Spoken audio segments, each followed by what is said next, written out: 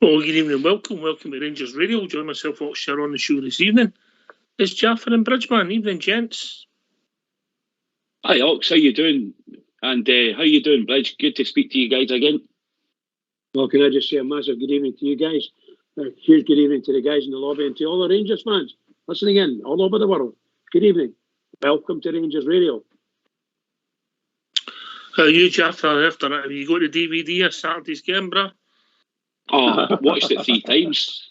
Can't get it off the telly. I was hard going, pal. It was hard going. 3 points, mate. 3 points. Solid matters, mate. Solid matters. I'm in 7th heaven. 7th heaven. Oh, I see what you done there. That was no bad, Bridgeman, was it?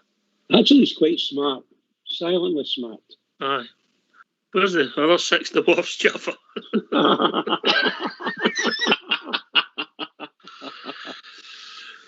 Right, okay, give your thoughts quickly on the game before we move on. Obviously, there's one topic that will be driving the whole debate amongst Rangers supporters tonight, but get your thoughts quickly on the game, Jaffer. Because I think I listened to the show last night and obviously watched the game on Saturday. It was a hard watch. We were poor. Let's not be kidding about it. But we got the result, and that's the most important thing. We ground out the victory. We got our teams mixed up. You know, there was a lot of I've read all the he done this and he started with that, and you know, this way it was a 4-1, it was a 4-1. You know, all sorts of different things. He got it wrong, and he tried to rectify it. We ground out the result. I don't really know if there was many positives to take out the game, Ox, to be honest with you, apart from the result. It was just a poor performance, and that's he's allowed that. Listen, 1 and 8. If he gives us one poor performance in every 8, that'll do for me. Aye. I think the positive is a clean sheet. The positive is that Patterson gets some game time. The positive is that Calvin Bassey gets more time and whether it develops or not. The negatives are that we didn't play well, and I don't mind. It's not down to A, B or C. It's certain individuals. It's a group, a collective group, Bridgeman. As we dissected last night, we just didn't play well, did we? No, we did not. No, never really got it going. Only in flashes, very, very small flashes, we saw some really good football from them. I have to say, it was 1-0 for me. It was 1-0 going on 5 or 6. We should have been putting the ball away a number of times last night. It never happened. I say last night. I do apologise. Weekend. There's no excuses for us, and I make no excuses for them. Some players played not too bad. Others played, for me, certain parts of the game, they were very poor. And some players just looked as if they never got into the game at all. You know. Aye. So we sweep it under the carpet, which isn't normally our way at our club, Jaffer, as you know. No, there's no carpets in our place. It's no. Everything's above board. Love it. But we move on. And okay, people involved in hospitality industry, people involved in entertainment, people involved in sport, we're all waiting patiently for announcements today. And I think when the Welsh Government came out with theirs today, I think we were all looking for that things were going to move after Boxing Day. However, the Scottish Government seems things different, Jaffa. And you can have Christmas, you can get Boxing Day, you can have Christmas, but the variant will know it's new Boxing Day and it'll stop moving about. I just don't understand it. But there you go. I mean, talk about just jotting it down in the back of your fag packet, Ox, and flying by the seat of your pants, because that's government in Scotland, I'm afraid, pal. I don't think it's just government in Scotland. I think it's what they've done is they've broke the people, but that's another debate. But and they're frightened to make big decisions. The government is meant to make the big decisions at the right time. Yeah, whether they're popular or unpopular. Yeah, you make the right decisions, but that's a whole different debate. As far as your club are concerned, it means that the setup for Boxing Day is now going to be played in front of 500 people if it's played, Bridgman. Yeah, if it's played, that's a good point. I think, to be honest, I don't understand why they got the 500 from. I don't know where they got it from. It might be some government directive, but there's no sense and sensibility on it. For instance, if the St Mirren game goes ahead, Tunbridge, you looked at all the MSPs, all the MPs, and they seemed how many they need to get into a certain ground, and they said there's 500 of them. I do think it's one of these ones that's picked out the air, because that they should be thinking from a percentage perspective. What's the normal home game? For instance, a hybrid, then you would say, let's say, you would get a maximum of 10% in there, which would be, I don't know, 5,000, just for saying sake, or maybe 10, 20%. How would you do that, Bridge? Would you do it with capacity of normal people attending? Well, I would suggest to go with a number of season ticket holders, just rough cut. Would you rather go with the normal people attending, then they would be, if you went to 10%, they'd be allowed 2,900 at their games. Yeah, I think you're right there. I've been a great advocate for that. There should be 2 sets of figures published by every team, every club. Should be it's a home team. 2 sets of figures should be published. The number of tickets sold and the number of people that are actually in attendance. That's what you should see, and there's no cheating then. Right, Jaffa. So look, your club set up, sold tickets. Obviously, season tickets, the vast majority of them. You've sold hospitality. I'll be running into just on Sunday's game. You're talking about hundreds and hundreds of thousands of pounds. Yeah, there's a lot of money by being ploughed in by the fans, Ox, and obviously there's a great uncertainty.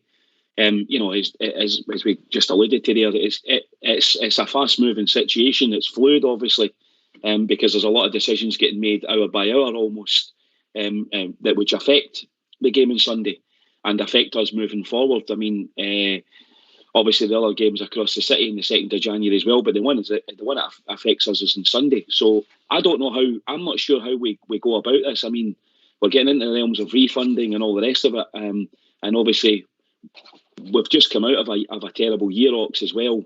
Our financial results were impacted heavily last year by COVID. But I think we'd all thought we were through the worst of it. It certainly looks like we're not. We just, as fans, all we can do is support the club in the best way we possibly can. And individuals, is all different. If you can do a bit more, by all means do it. If you can't, that's understandable. But it's certainly going to come down to us. It always comes down to us as the fans, doesn't it? It's our club at the end of the day. I done my bit about all the Rangers Radio presenters cast door stuff, and I had to go for extra large as the smallest size. Apart from Linda, who was a 10.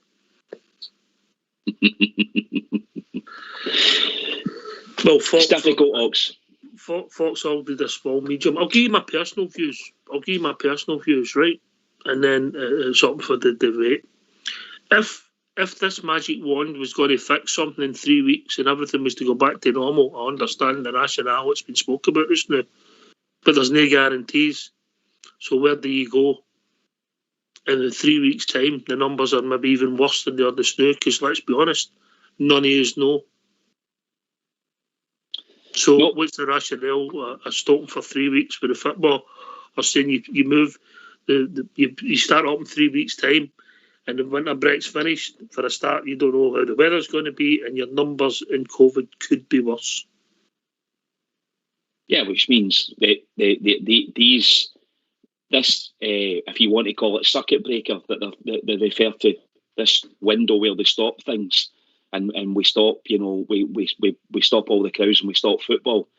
As you exactly say, who's to say that it's going to be all right in 3 weeks' time, Exactly. and all the numbers are back? It won't be, Ox. Let's not be kidding about it. And I'm not from a medical background, and I've read enough though, and I've watched enough, and I think we've all saw enough of this COVID. It almost takes a 6-week cycle for these numbers to filter through from society till they get the hold of the data. So the chances are the numbers are going to increase, which means do we just keep on saying, well, we'll close it down for another 3 weeks? Do we close it down until it's all right to actually go and play the games? Well, you can't do that. So I think they've got, listen, we've got to put some trust in the guys to make the right decisions, but let's not be kidding about it. I don't know about you guys, but I wouldn't trust them as far as I could throw them. I can't. It's their motives. If their motives were pure, Bridge, and I thought it would be clean, or are we into the realms of fantasy again, or would you ask them why do you want this? What's your reasoning for it? Yeah. Well, I think that's the very first thing. If I was the Scottish SPFL running that in FA, SFA, I would be asking that question of any team that asks for any games to be put off. They've got to justify that game being put off. And if you wanted, why would one club suggest that to the authorities? There's not just one club now, is it? No, I'm saying why would they? Because that's what their name's against it. And if that's the case, you wonder why that happened. Now, they may be backed. Half the league, I don't know. But the truth of the matter is, there's no games being really cancelled other than the run-of-the-mill games. Teams are a bit short of COVID problems, right? Get them off, and we'll cancel that game and replay it. All the games have been caught up with except one. I think there's one game. It's got to be caught up. Now, I think that's part and parcel of the final of that cup. No, there's one game. One more game to be caught up. Right, okay, so there's 2 games to be played. And there may be COVID involvement in one of them, and the other one's cup ties. So I just can't understand why all this story broke out. I mean, it's just amazing. Just amazing. So the government turned around and says today that's what's happening, and all of a sudden there's a call to the officials running the game to bring the shutdown forward. I just don't get it. And they've never spoken to Rangers yet, have they? We know. We don't know. Our clubs kept counsel. I think the thing about it is, and I go back to my original point, Jaffa. I would want to know why. And then if you do answers, you could say that's rational. But at the moment, there's no rationality behind it.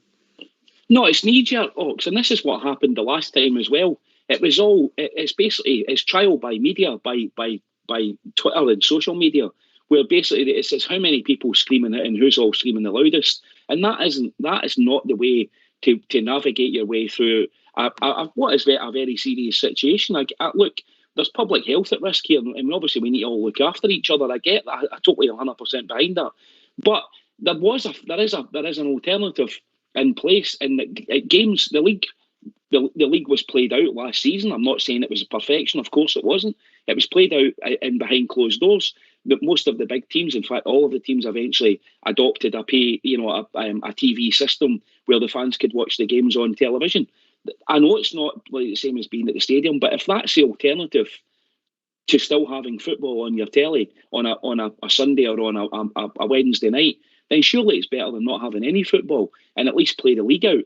Or some of the crazy decisions that were made, not last year, but the year before, where the league was called early for absolutely, and it shouldn't have been called early, because we could have waited a period of time until they got on top of some of the numbers, and then the games could have been played out like they did in every other league across the whole of Europe. Mm-hmm. But only in our country they called it. I don't understand the rationale. If it was going to be sorted in 3 weeks and was 100% guarantee, you would say that makes perfect sense. Of course it does. You get people back in the stadiums, you carry on and finish your season. But they cannot guarantee anything in 3 weeks. Look where we were 3 weeks ago and look where we are now, Jaffa. Mm-hmm. It's not going to happen, Ox. Let's not be kidding about it. We know what they're doing. We know that rather than saying you're into full lockdown, we know that there was mental health issues for a lot of people when that happened. Is it lockdown by stealth, Jaffa? In a different name? Exactly. Yeah, that's my interpretation of it, Ox. That it's basically what they're saying is we'll do it on these circuit breakers, and we'll just keep drip feeding you information every 3 or 4 weeks, rather than telling the whole country, because obviously there's an economic effect on that as well. And again, we're going obviously partially into politics here, but let's try not to. We'll keep it to the football, I guess. Might be easier. Definitely would be, yeah. Okay, I think there's only one thing for it, Bridgeman. We'll need to get these phone lines opened up. Go for it, pal. Let's hear from you. Why don't you give us a call on 0141 356 1972? It's your show, it's your platform. Let's hear from you.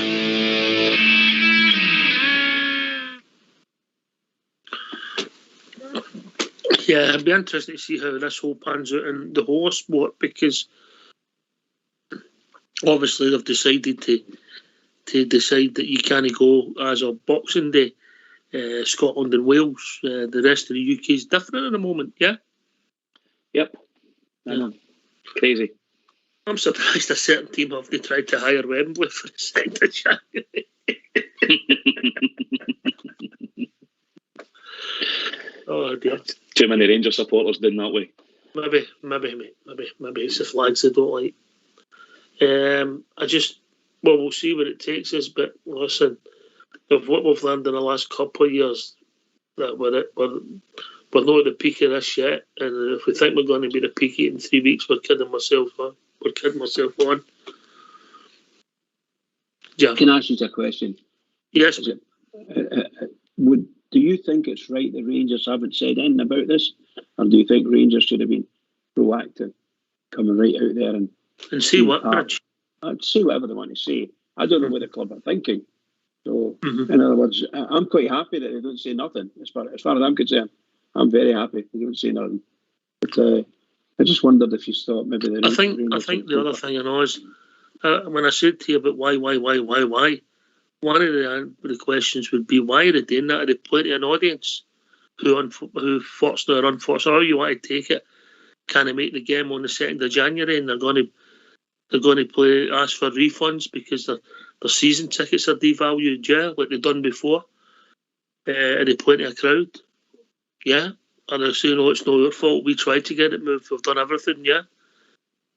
And that's what it looks like for outside looking in. That was my first thoughts when that came, they're plenty an audience. There's a fear there from them, Ox. They fear us. We know that. We're a better team than they are. I think most qualified eyes would probably say that on the day. And I know football doesn't work like that all the time. It's at their home ground. They've got a lot of injuries. We know that. That's a fact. We know that there's a lot of players playing for them that are still carrying injuries. So they've come out and said their piece, and they were the first to as they usually are with their megaphone. I personally, I would rather Rangers just evaluate and take stock at this moment in time, which I suspect they're doing. And once there's a bit more facts to be dealt with, then I think retaliate or say what we have to say. But I don't see stopping the game on the 2nd of January. I mean, it's just, we could be still stopping the game on the 2nd of March. We could be stopping the game on the 2nd of April. It could just keep going and going and going. Mm-hmm. They've got a lot more to lose than what we have. Listen, I think you summed up rightly. This is about public safety. It's a game of football. It's important to us. We love our club and we want our club to win every game of football. But we're talking about potential. If people get things wrong here and this goes wrong for us, it could cause lives potentially. It's still to be seen. I mean, there's a lot of debates about this variant at the moment, so only time will tell. But you put it into perspective. But where do you move it to, and where do you sort it? Yeah. Mm-hmm. Yeah. I don't know what they're trying to think of. Then it'll be 3 weeks. The next thing you'll be in April. Yeah. I don't think that's, but I think we work within the parameters that we currently have from public health people who are obviously taking decisions for the greater good of public health and for public safety. And if football can continue behind closed doors, I think it should continue behind closed doors. Can I come in and have a minute, Oxford? I'm just trying to make... Gone by the news that I have tonight, I don't think they have asked for any games to be postponed. What they're looking for is the authorities to bring the winter break forward. Now, I'm not saying it's a good thing or a bad thing. Yes. So I don't want that to happen, of course.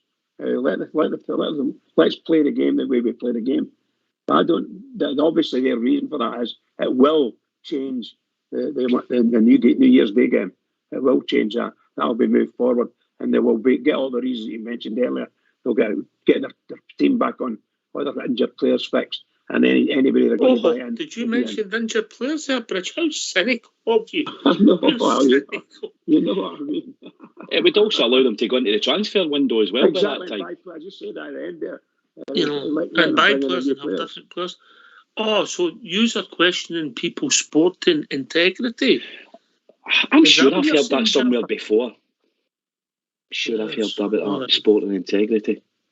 All right, okay. But if you started the winter break as of tomorrow night, would that be correct? Would Thursday be the start of the winter break? Of course, after tomorrow night's game, aye. Right after it, 10:15.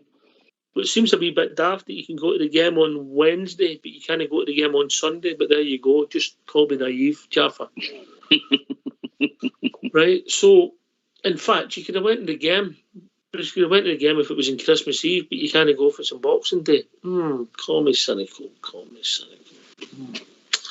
Politicians try to play the populist. I don't know. Right. Okay. So we did move the winter break hypothetically, right? Hypothetically, and then we could then come back. When did we come back? Let's say the end of January. No, that would be the same winter break then. If you move it 3 weeks and you started it now, then you would come back. What, the 5th of January or something? 12th of January. Okay, then. So mid-January then. Aye, mid-January. And then what happens if in 3 weeks' time? Because we don't know where this is going, that's the point. No, we don't. You're absolutely right. We don't know. Yeah. How many winter breaks do we have? Mm-hmm.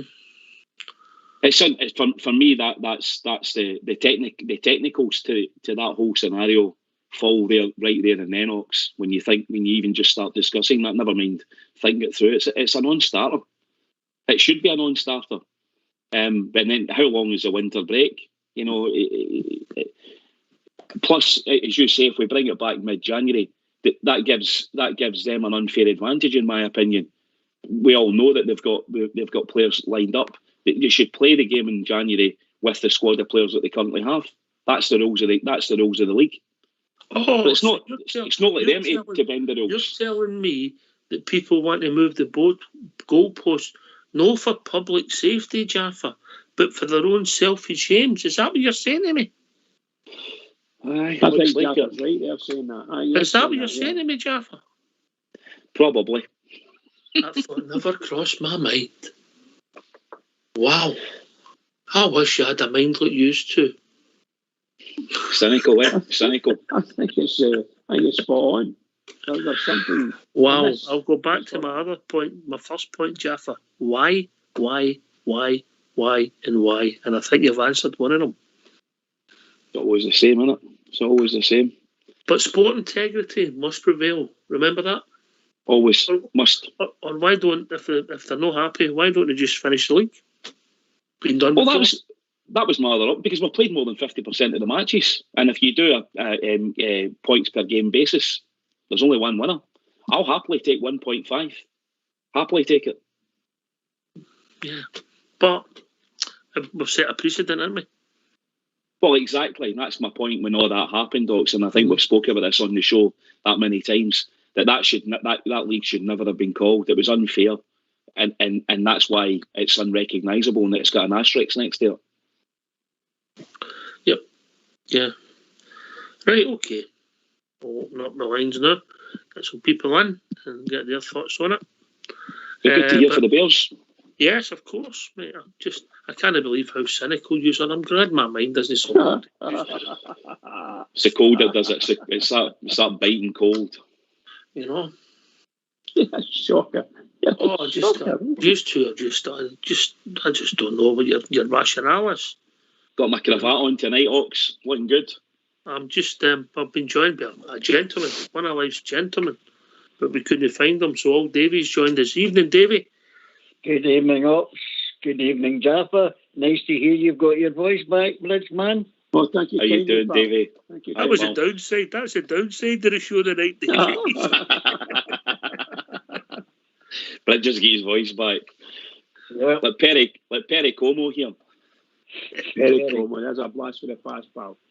Here's your number, Jaffa. Here's your number. Right, come on, Davey. Just listening to where the conversation was going. I think if you're looking for answers regarding why, the why is it anybody wants that, it's because it suits them. You don't hear all the other teams who have got COVID as well. St Johnstone's got 4 players missing. You're not shouting for a postponement. Certainly no want a postponement, but they want to bring the clothes, they want it's shut down.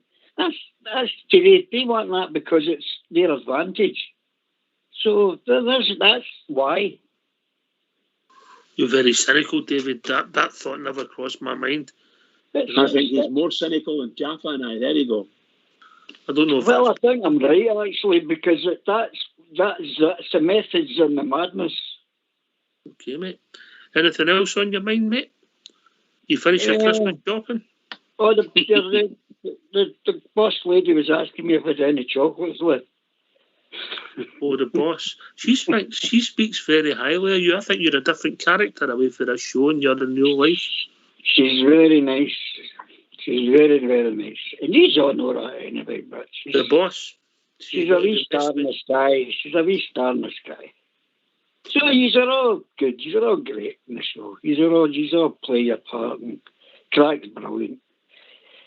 I can't maybe do a lot. A wise man sent me a message and you can debate this. Football without fans or no football, what would you take?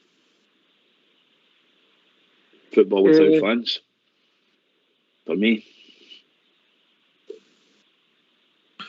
Bridges thinking. That's no, I said it earlier on, as far as I'm concerned, we play the games.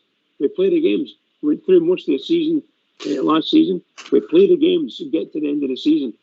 If we can. Yes, of course. If we can. I'm not that keen on calling the league. It is we're in an advantageous position that would suit us if the league was called, because we're on the top of the league by 7 points at the moment. You'd rather win the game. You'd be a gentleman. Yes, you're an upstanding member of the community. You'd rather play the games and sport integrity prevails. Agreed. Oh, what a... Yes, I can't argue with these sentiments, David. Yeah, well, definitely. You've got to have the football. And I think basically you can't have 2 or 3, 4 teams want to change the way it works just to accommodate whatever reasons it suits them. And I think that one of the reasons why you've not heard for Rangers is at the moment we're fine. We're where we want to be. They don't want that game played, and they don't want to play a game with 500 fans there. I can tell you that right now. And I fully understand that. And if the rationale was public safety and they wanted to sort things out and the circuit breaker was, to coin a phrase, David, was for the right ideas, I'd maybe even accept their argument. But it's not to David, that, is it? I'm not that answer to that one. All right, I'll try and keep it. I forgot you were on. I'll try and keep the question simple. Oh dear. That was a quick yellow chair, that wasn't it? Just say something else, Jeff. You're going to come on more often, but it takes a bad light off of me and Bridge, doesn't it, Bridge? Oh, Jeff, can I just say something? Yes, mate. Apparently, Hibs have just put out a club statement. Yeah, that was it. That was done about an hour ago, Bridge. Yeah, an hour ago. Apparently, Motherwell's done the same as well. Yeah, you can see exactly what's the coming. same as Celtics, apparently. Yeah, you can see what's coming, mate. Yeah, I think the same people wrote them. So there you go. Yeah, right there. You know, but if it's public safety and that's their argument, I'll accept that. But I've not seen anything connected with that, Jaffa. Nothing. And I don't think you're likely to see any documented evidence that will stack that up, Ox, in any way, shape or form. Included in that is, of course, the welfare of the players as well, yeah? Yeah, exactly. Yeah, their own players as well fall into that category, of course. No, listen, they reacted. You know, they couldn't get that statement out quick enough. And that comes of no surprise at all. Their request, their suggestion of how they would like it to pan out. Their reasons are they're self-indulgent. They're for their own benefit. They're not for the greater good of football in the country. And like Bridgman, and I know, all joking aside, I want the league played out. I want 38 games played, and I want to win the league like we did last year, properly winning it on a football pitch. I know it's not that great without the fans. I understand that, and I'm totally in that camp. I go to Ibrox regularly, like the rest of us on this show. We're all great supporters of the club. I love going to Ibrox, but I would still rather have the football, Ox, if that was the only alternative, because I love still watching the Rangers on the telly. If I'm being really honest, Jaffa, and I think we're known as to being fair and honest people, that's where our argument falls down, because we don't know where we'll be in 2 weeks or 3 weeks. No. Yeah. If there was 100% guarantees you'd a magic wand and in 3 weeks' time everything was going to be perfect, you carry on as normal, yeah, you can understand the rationale, but we don't know, Davey. Aye, no, definitely. Your name's Davey, yeah? Aye, no, you're no Jaffa. We're all at it tonight. Yes. It's hard for him. It's quite a long name, Davey, innit? So I can understand. That's what you said, Davey. Doesn't it sound like Jaffa? Let me try that again. Davey, Jaffa. Oh. Yeah, they sound the same. I can see what you're doing there. On you go, Jaffa. Right. Yep. Ox, they can't guarantee that, and they don't know where it's going to be.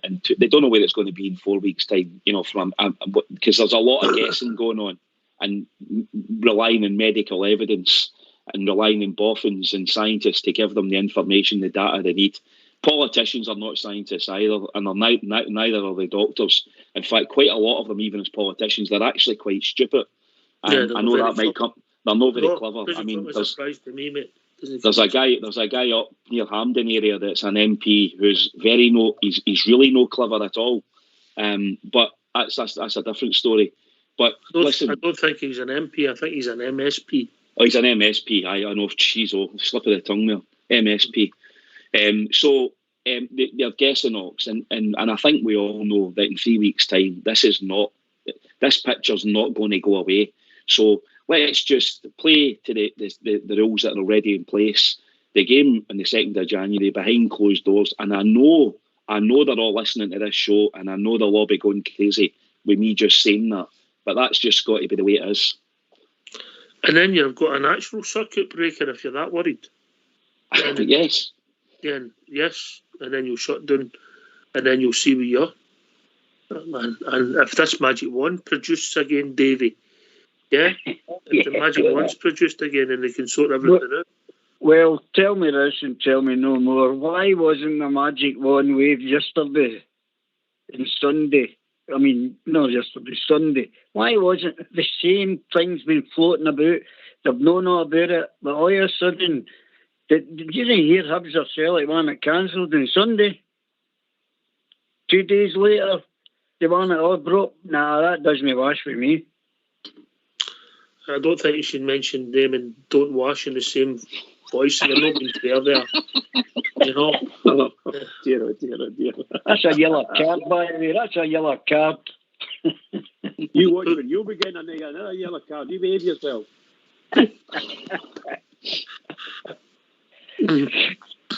Bridgman, you fell off your seat there. By the way, the discussion's tremendous on it, and it's all surrounding the issues of that's the second team that's came out, and there's probably more have came out and asked for the same thing. I think Motherwell have done the same thing, yeah. There you go. So you might end up with 4 or 5 teams, and I don't know. Rangers are not going to have a chance in any of this, that's for sure. So they're going to run this the way they want to run it. And I'm talking about the SPFL and the SFA cabal. And if they turn around and do as they're being asked, I think it's a disgrace. It's just a disgrace. And Rangers should have something to say about it. Well, you could have traditionally the biggest game in Scottish football, and I don't know how it does for TV audiences. I imagine it must be quite big. Yeah, the 2nd of January, right? You could have that squeezed into a Wednesday night, yeah, up against God knows where you're going to go, because let's not kid yourself, European football, etc., could be in there. You don't know where you're going to fit in. You don't know where this is going to end. So I would say that the rationale is that you have to, unfortunately, play the game without fans till you're told differently, and the voice of public health, Jaffa. Well, that's the other thing, Ox, and that's a great point, is that Sky Television, who have paid for that game, in the Nerdy game, the traditionally probably the biggest TV viewing figure game across the globe of the Old Firm Derby, they'll have a say in how that pans out, and whether, as you say, they can reschedule that into their busy schedule, and European football coming up restarts again at the end of February. For me, it's just all unnecessary, Ox. You know, we know that what the agenda is. There is always an agenda on the other side of the city. They just don't do things, you know, without there being an alternative motive to everything that goes on. Just get on with it, guys, and play the football. If it's behind closed doors because that's what's been recommended to us by the medics and the boffins in the country, then play it behind closed doors. And as you say, have the 3-week break and see where we are. So, call me cynical, right, Davey? I'll ask Bridge and Jaffa, because they're two of the wise men, right? Thanks. So let me ask you this: a certain team across the city, they want to play tomorrow night and get that game played tomorrow night, but they want to stop. What is that? 4 days later, and then cancel. So why no tomorrow night? Why do they want to play against COVID hit St Mirren, who are down to about 12 players, I think, in total? Yeah? Yeah. Bottom line is it suits them, that's why. Oh, right. Oh, you're very cynical, David. I thought they were looking at the best interest of the fans and public health tomorrow night. And obviously, nobody would go. It's the fans I'm talking about. Oh, right, I see. Oh, David, you lads are far too cynical for me. Jaffa? Let Jaffa answer it first. Aye, Ox, that just, it's laughable, to be perfectly honest with you, and it's bonkers. But that's what I'm saying about knee-jerk thinking and knee-jerk decision making. They haven't thought this through. They've just went, great, there's an opportunity. We've got, I don't know how many. I don't care how many injuries they've got. I genuinely don't. But I know they've got injuries, because I know there's a handful of players. And also, the big thing is they want to get into the transfer window, because by all accounts, you know, they're two public newspapers that represent them on a daily basis in central Scotland seem to know all the players that they're signing. So, you know, they've got a ruck of players ready to sign, you know, for the PQL League, the People's Front of Judea League. So they seem to know what they're doing, and that's what they're all about, Ox. It's always to suit their narrative, always. Oh well. But very cynical. You three, I just can't believe. I thought more of you, Bridgeman. I didn't think you were as cynical. What do you mean? Somebody said a word. It's not Exactly. Jaffa said it all. John T. Yours. Actions speak louder than words. You know, like there's a certain theme going through Scottish football, and it has been for a wee while, and it's reared its ugly head again. And somewhere along the line, the SFA or the SPFL cabal need to do something about it. If that means telling the clubs, mind your business, we'll make the decisions, let's go on with it, can't play your games, then so be it. Let's go and do it. Okay. We'll be joined by Alex M. How we doing, Alex? I'm not bad, pal. How are you? Good to hear from you, mate. Yeah. I've been on a couple of times. Yeah. I remember you, mate. Recognise the voice. Yes. Hi, Alex. All right, pal. What's on your mind, Alex? Well, this carry on at the moment. I mean, they got the asterisk 9 in a row, didn't they? When the league was called early, only country in Europe, but they want it called, but not until after they play a depleted St Mirren side tomorrow night. But don't want to give Rangers the same opportunity, and everybody knows how corrupt the people that are running Scottish football are, and it just it stinks to high heaven, to be honest. And are the games postponed? I'm not bothered, but no fans being in the game, because how many times did we beat them last season with no fans when they get to the ground, and they're more worried about it than we are because of their injury crisis, and we've improved under Gio no end, and it leaves a kind of bad taste in my mouth. And so the point you're making is they want to play their game against a COVID-ravaged St Mirren on Wednesday night, and they don't want us to play them on Sunday, which is it's so far apart. It's nearly absolutely. It's what is it, Dave? Is it 96 hours apart, Davey? Is that right? Yeah, it's just it's a joke, isn't it? I mean, I can't believe you're as cynical as the rest of the boys. I can't believe you're saying that. Jaffa, in you come. Yeah, I mean, for me, I've been a teddy bear since I was about 4 or 5, and listen, we were just discussing the same point as you raised there, Jaffa. Call me Jaffa, I don't mind. Well, I'm Jaffa. Listen, Ox, I know we're having a bit of fun with what is essentially quite a serious situation, but only because they make it that stupid that you've got to laugh at them. The backdrop of all of this always is it's in their self-interest. It's always what's for their interest, and that is they're always, their interest is bigger than anybody else's interest, and it's to our detriment. That's what they're trying to do continually. We know that they have control of the SFA. We know that they've got control of the SPFL. That's why they can come out with statements like that immediately, and then almost ask for a pile-on from the rest of the fanboy clubs that support them, whether it be Hibs, Motherwell, Dundee United, Aberdeen, whoever. The chairman basically asked for them to jump on behind. So for me, it comes as no surprise that these clubs like Hibs and like Motherwell put out almost like the same statement, word for word. So the Aberdeen manager came out with a statement today, right? And he said he wanted the Rangers game, because obviously he's playing to his crowd again, because he thinks it's important that there's fans there. What happens if this is the situation between now and the first week in May? Where's his rationale? There isn't any. Oh, sorry. On you go, Alex. The thing is, we don't know how long this thing is going to continue, and Celtic are so blatant the way they go about their business and that, and the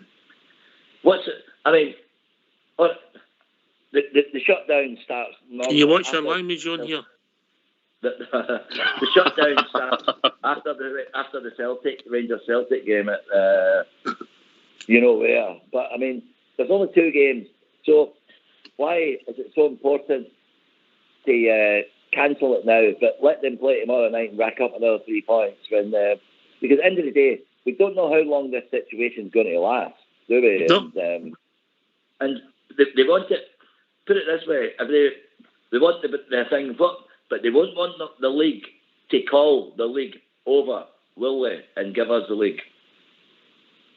No, they won't. They won't. It doesn't add up. It doesn't make sense. There's if it's all about public safety, and you were concerned about public safety, you would start it now, wouldn't you? You would start it now. Yeah, if that was your rationale, why wait another day? Exactly. But all this COVID passports for the football, it's a load of rubbish, isn't it? I mean, you get. It just stinks to me, and But I'm not surprised where that mob are concerned, because they've got their people in place, and the high places in the SPL and the SFA, and they'll do as they're told, or their brown envelopes will stop, in my opinion. Well, I don't know if they're corrupt, but they're certainly incompetent.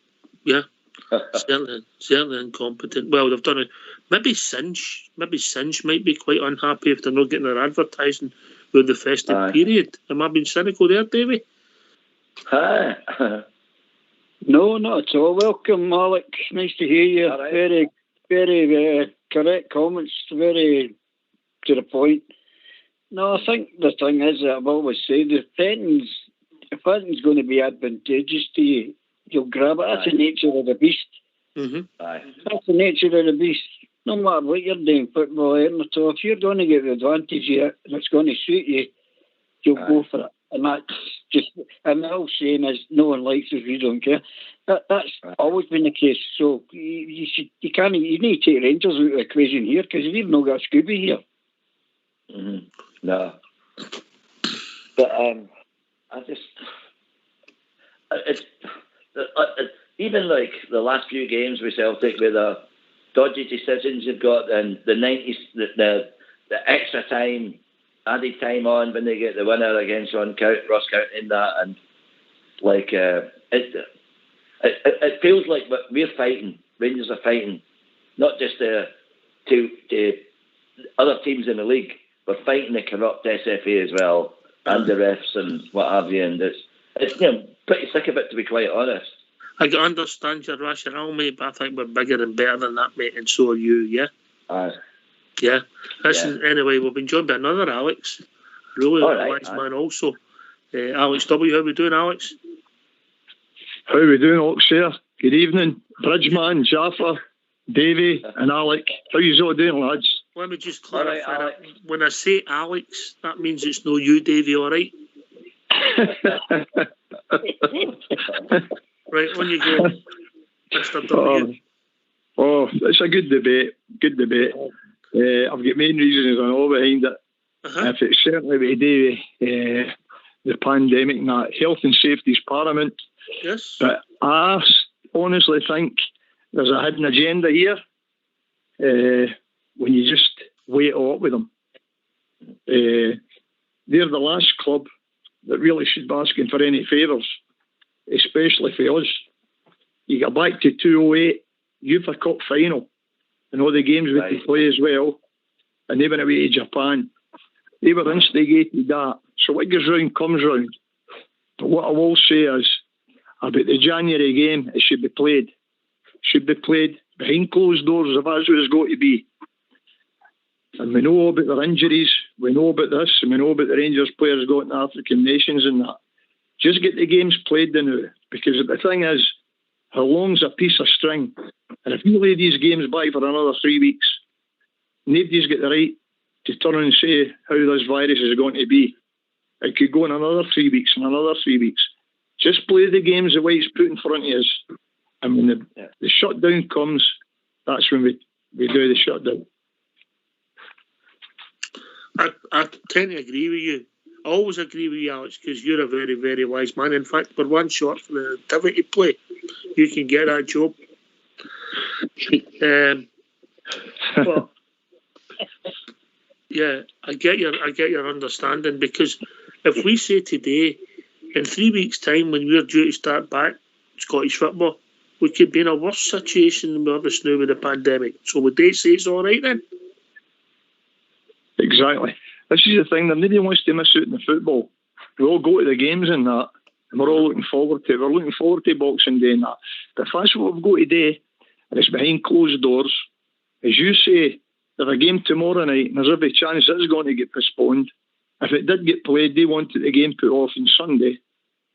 We're away at Aberdeen next Wednesday. It just goes on and goes on and goes on. Now, Alan Burroughs there at Motherwell, he's one of the instigators and on now. He's on about 3 weeks. Then he turns and says, well, look at it again in another 3 weeks. So before you know it, we're into 6 weeks. You've got the winters, you've got the bad weather, you've got the full lot. Just play the games the way they're played now. Provided I'm saying, public safety is okay. Jaffa, there's a guy there who's putting. He wants to go to the games. He wants to be there. His boys want to be up at Pittodrie. They also want to be at Parkhead with the Brave 800, right? He wants to be there, but understands the reason he can't be there is not a sporting reason. It's a public safety reason. Well, exactly, Ox. And I mean, those same young guys that we're talking about have just been told today that every club and discotheque and pub that they're going to go to potentially over the next coming weeks are all probably going to be closed. Whoa. I must have missed that bit about the discotheques. Where was that mentioned? 1 metre distancing, and as you mentioned at the start of the show, hospitality businesses can't operate, in those kind of conditions. So my point is, seen folks dancing, nobody gets in a metre aisle. My point is, all our businesses are going to be affected by it. Football's going to be no different because it's public safety. The games are scheduled, as Alex just said, very eloquently, I have to say. 29th next week. Then it's the Old Firm game on the 2nd of January. Then there's a 3-week winter break. Just leave it as it is, guys. Play the games. Aye. If they're behind closed doors, they're behind closed doors. Because as we all agree, and I think anybody else looking at this situation, no matter what colour your scarf is, should come out with the same reason. We don't know where this is all going to end up. We don't even know if the season might see itself out. Because if the virus gets worse, at least last year we had the football behind closed doors. So it's the worst of the two evils, so to speak. I agree with you, Alex. I do think that we've got to go behind closed doors or not. We've got to continue the games 100%. Any club that doesn't want to play, then they should be told you need to forego the points in the games if you don't want to play. It's as simple as that for me. Brisman, it also doesn't look to me that they've handled the players' safety with COVID. Nobody seems to know. You've heard various things come out about numbers and when do you play again, but there's nothing seems transparent about it, does there? No, nothing at all. You're absolutely right. It's like a big scandal, isn't it? A big scandal. For the players, for their welfare as well.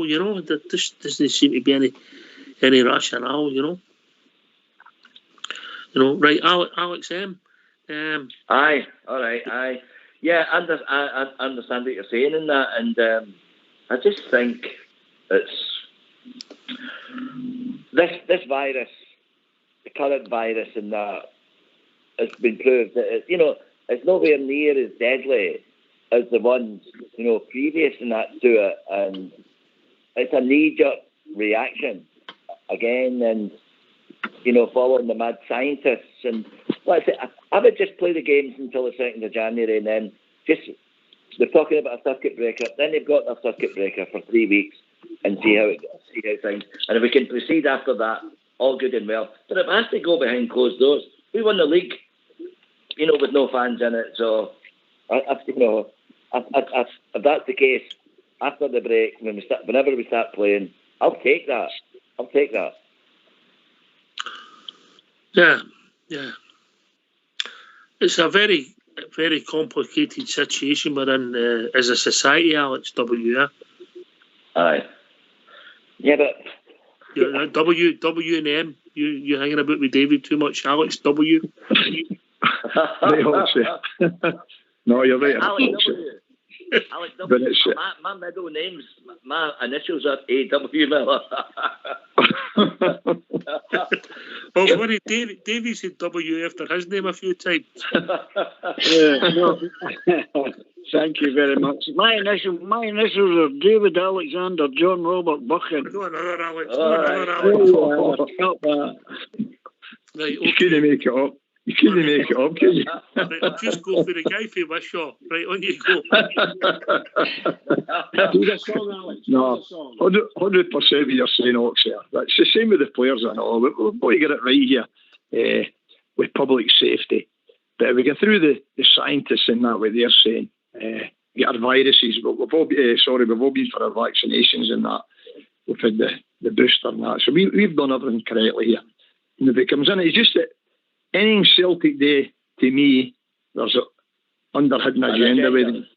that's what I look at it. People maybe just say, you're just better. Like, I'm no better. I'm looking at the right picture here. They played that cup final there on Sunday. There's no way that cup final was getting cancelled, right? Yeah, no. They've played it. They've won their cup. They're happy. They've got all these injuries, right? They're mounting up. They know, and they know they've got to get their 60,000 fans in there in the 2nd of January to try and give them that bit of lift to try and beat us. You've been cynical. So what you're saying is, if they didn't play us in front of their fans, some of their fans would want money back. And then by the time they might play us again, after the break, the league might be finished and there'll be an uproar because they've not played us at their home game. Is that what you're thinking, Alec W? That's exactly what I'm saying. Wow, you guys are that cynical. Davey, help me here. These guys are on a different plane from me. You want to try it? It's good. It's good to be cynical. It's truthful. Cleanse the soul. Cleanses the soul. If Fox comes on with Baby Shark tune now, I'm going to buckle myself. Brilliant. Oh dear. Can I just say something else? Because it's you, David, it's Christmas, you carry on. Right, well, the biggest virus we've got is SPFL. That's the biggest virus we've got. And we've just got to live with them. Because they'll never change. That mafia-led mob will just be what they are. One thing at a time, mate. Slowly but surely, hopefully knocking bricks out, mate, at the wall, yeah? Yes, definitely. Yeah. It's a lot easier to do things with a strength. I think Alex W's made that comment a few times on the show, Alex. Absolutely. I'll see if Rangers can make a comment tonight or say it tomorrow morning. And if Rangers say to the fans, that's the way you want to go, I'll accept that better. But if this is just me speaking, I honestly believe it's a hidden agenda with them. It's always been and always will be. They're desperate to get their fans in there on the 2nd of January to give them the half chance to try and beat us. They'll still no beat us anyway, as far as I'm concerned, but that's what it's doing to. That's what it's exactly doing to. Alec, the last time we played them, before the first lockdown, we beat them in the New Year game, or just before New Year, when Katic scored the winner. There's all the fans in there that day. It didn't make any difference, did it?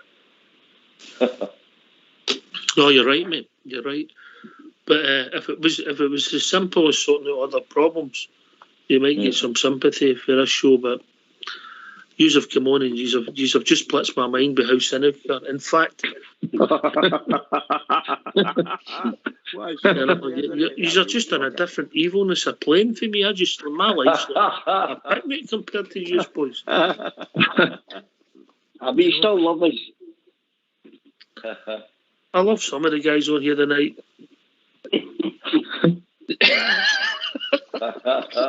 That'll be the two Alex, Jaffer and Bridgeman. I'm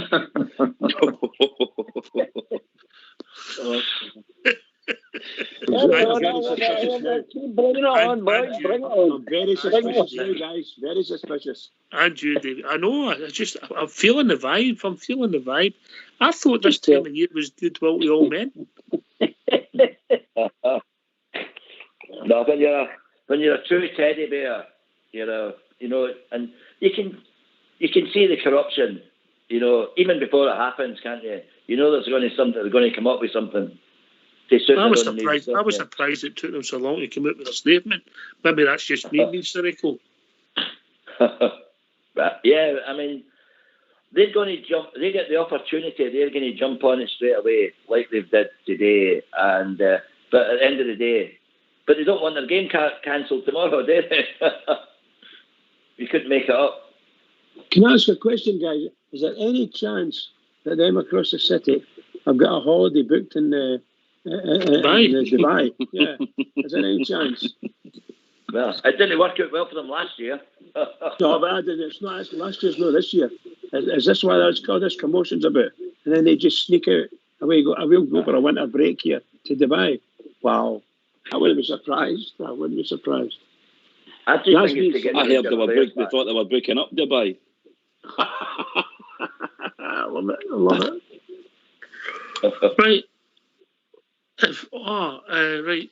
Get yourself on mute because we're going to have a tune. All right.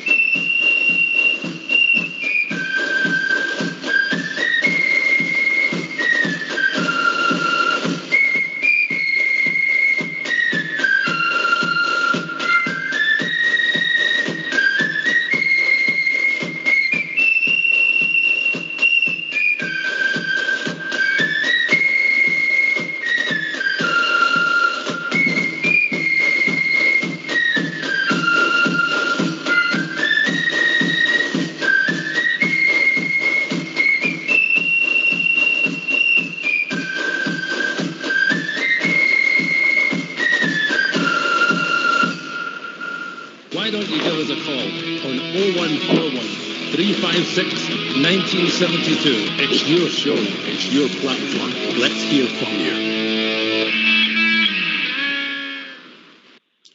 I think that was a circuit breaker for Fox, that tune, the Chaffer. Oh, it was a belter. I'm still whistling here. Hello. This is not a subject we would want to be debating, but it's the one that's been taking a hold of everybody tonight. Chaffer, yeah. Yeah. Well, it's a motor, Fox. It affects us all, and obviously, you know, this is a big part of the season. We know how important it is, and we have been doing all right. We didn't have a great performance on Saturday. Saturday we discussed it earlier, but we had a great result, and that's what's important at this stage of the season. We're doing all right. We're sitting 7 points clear from our nearest rivals. We were looking forward to, I guess all of us probably were, as Bears looking forward to the 2nd of January game. We probably fancy our chances, I would say. I certainly do. So bring it on. That would be my take on it. So this whole COVID thing has been it's been a fast moving situation. It's happened over, well, I think we all knew things were changing, but it certainly seems to have gathered a bit of pace in the last sort of 72 hours. And but we are where we are. What do you do but deal with the facts that are in front of you? Aye. Okay, aye. And by the way, we had another 2 games that we were looking forward to before we got to 9 points. Yeah? Yep. We had another 2 games. We were looking forward to Boxing Day, Ibrox. A better display. Yes. Pick up 3 points and see where it takes us. Then up to Pittodrie. With fans, without fans. We'll go there and hopefully put in a better performance we did against Aberdeen the last time. Jaffa, yeah? Yeah, exactly, Oxen. I mean, we obviously under Gio, we've had a big transition period with the last manager leaving us early in November. So, I mean, we've done really well. He's had 8, he's had one draw and 7 victories. Staggering, really. Great turnaround in behalf of Giovanni Van Bronckhorst. He's really steadied the ship. He's trying out a couple of different things tactically. We look. I mean, Saturday excluding, and I think you've got to take that away from and its isolation from the 8 games that we've played. I think we've been very good, Ox, and I think all of us would agree with that. We've put in some decent performances, and we've navigated our way through into the Europa Cup. We're still in that. Obviously, we didn't jump into the Conference Johnston's Paint Trophy or whatever it's called. So we're doing very well in that respect. So yep, all good in Rangers front. So there's only one team under pressure, and it's certainly not us. That's a good shout, that, by the way. Good shout. Yeah. Alex, yeah. What's your thoughts on Giovanni since he's come in the door? Well, he's tweaked things for sure, and apart from playing Hadji in the right wing, he's started putting players in the right positions. And like having Kent sticking to the wing, it's proved that Kent's form's improved dramatically, and things had gone very stale under Gerrard, unfortunately. But the only criticism that I've got of Gio is when teams park the bus against us, like they did at the weekend. You need pacey wingers on either side, and Hadji's.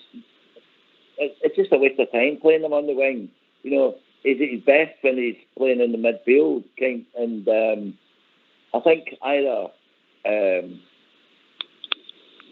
Scott Wright or Sakala should be playing on the wing against, the teams that are going to park the bus against us. But at the end of the day, we still got the 3 points, which was the most important thing. But most teams are going to park the bus against us, apart from Celtic, and I can't complain about I actually thought we'd get knocked out of Europe because it was his first game in charge. But I mean, he's tweaked it, and certain players are playing a lot better than they were doing, weren't they? And there's like how would you score him out of 10? Gio, 9 out of 10. Oh, 9. Because he's still got to get things. He's not been there any length of time. But in the time he has been there, Rangers' form has improved, and there's no doubt about it. But okay, people say Saturday was a disappointing performance, but it's hard to play against teams that just get every man behind the ball and stuff like that. But at least he had the sense to bring Scott Wright on, and it made a big difference to the team when he brought him on, and then he brought Aribo on later. But even Tavernier, who's I'm quite a critic of, his form has improved, and he's gave young Bassey the chance, at centre back, and he started playing well. Goldson's playing well, so it's no rocket science. A new guy comes in, and sometimes you get a boost for 2 or 3 games, but we, generally done better than I think a lot of fans would have thought we would. And, even though we were top of the league when Gerrard left, we weren't playing good football. And we're just fortunate that we ground out the results. But I honestly think we'll win the league again this season, because and I don't think any players will be sold in January, because there's that big carrot at the end of the season. We win the league, you've got that thing. So we can hold off. All right, well said, mate. Listen, David, we'll get some more callers coming on. Give your last thoughts of the evening, Mal Mucker. I agree with what we're saying, but it's just uppers and onwards, isn't it? But I mean, I would be devastated if they got away with shutting that league down at this time of the year. So, all the best, boys, and take care, all right? Speak to you soon, brother. Stay safe, you too, bro. All the best, Davey. I boobed there, Bridges. You rid of one of the Alex and made it easier for us, shouldn't I? Anyway, we've been joined by Bob G. I hope his middle name's no Alec. I know how we doing, Bob. Well, you're a shocker, absolute shocker. Bob G. How you doing tonight, lads? Aye. Just a continuation of what you've been talking about. I hope that they didn't close the league. And I want us to have the crowds or no crowds. I want us to have the continuation of playing every week. We're doing well. We're in a great position. I just want it to continue. Simple as that. And what Alex said there about tweaking the team, I think he noticed that it wasn't working with Hadji out in the right on Saturday, and that's why he put Scola right on. And it seemed to have a better effect on it. So, Gio, for me, 10 out of 10. Domestically, 10 out of 10. Absolutely. Well said, Bob G.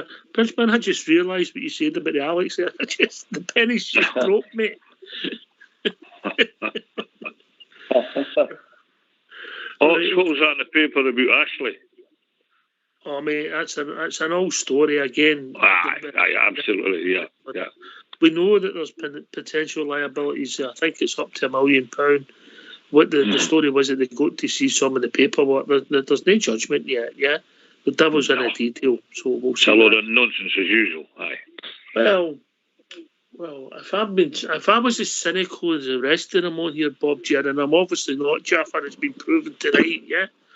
If I was as cynical as the rest of them, and they would tell me that our club's doing all right this now, and would try to put banana skins, and I'm being polite when I say that, Alec, in front of us, Alec.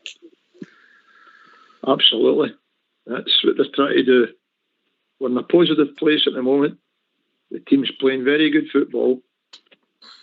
And we're top of the league with 7 points. And we're looking forward to the new year to kick-start again. Just get these games finished. These 3 games that we've got coming up. 2 games and then play them on the 2nd of January. We'll have our wee break and we'll go again. If something's about the Rangers in it, if we're there at the top of the league, there's got to be a bit of negativity about Scotland. It always has been. And it always will be. Very cynical. You're hanging about with this lot too much, Alec. We've been top of the league for a long time. Thanks. Thank you, man. For a long time. Yeah. It's mutual. It's mutual. Absolutely. Yeah. You're welcome. No, I'm just saying that we, Rangers, have been top of the league for a long time. And it's difficult to see who's going to shove us off. But they're going to, if they can't do it themselves, then I'm sure they'll get some collaborators and cohorts to try their best. It'd be interesting to see what it takes us going forward and where we are in a few weeks. But we're all about the football, Jaffa. What players have shown under Giovanni for you, mate? No. Jaffa? Oh. Maybe he's called away. But Bridgman, you've been a fan of some of the defending under Giovanni. How he's tightened that up. Well, it seems to have done it. Yeah, it seems to be tightened up. Apart from the game in last weekend there, Saturday. So I think sometimes we'll ride it loose, but in general, Giovanni Van Bronckhorst has done it. It's changed certain things, tweaked this here, tweaked there, and we've turned out to be a better outfit from a defensive perspective. You haven't seen our, shall we say, fullbacks racing up the park as often. Not saying they don't do it, but they don't do it as often, and they stay back a wee bit and do a bit of covering and work well with the midfield, and that's what's happening. That's what I've been seeing happening, and I'm very happy with it, and I hope it stays like that. Bob Chair, could it be as simple as luck? We had a spell where people would have one shot at goal and it was getting in. Aye, I mean, it's still so long ago that we went behind. What was it 6 games in the trot? We went behind 6-7 games in the trot. That's been sorted out, and we're just generally improved radically since Gio's came in. It's as simple as that. The team's playing well. We're in a great place, and we're 7 points in front. Would you have took that at the start of the season, everyone?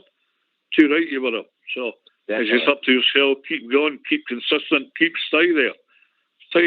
As Brent says quite rightly, we've been top of that league a long time. We just need to be top it a wee while longer, and we'll make the grade. We'll be all right. Be okay. And to me, Joe Aribo's stuck out under Joe.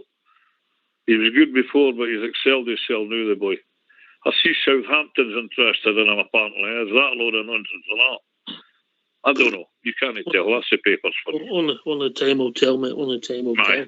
It's amazing what you read when you're writing your backside, isn't it? Jaffa? Aye, with the paper. Jaffa, he's... you were asked, sorry, Ox, my mute button got stuck there. I apologise, mate.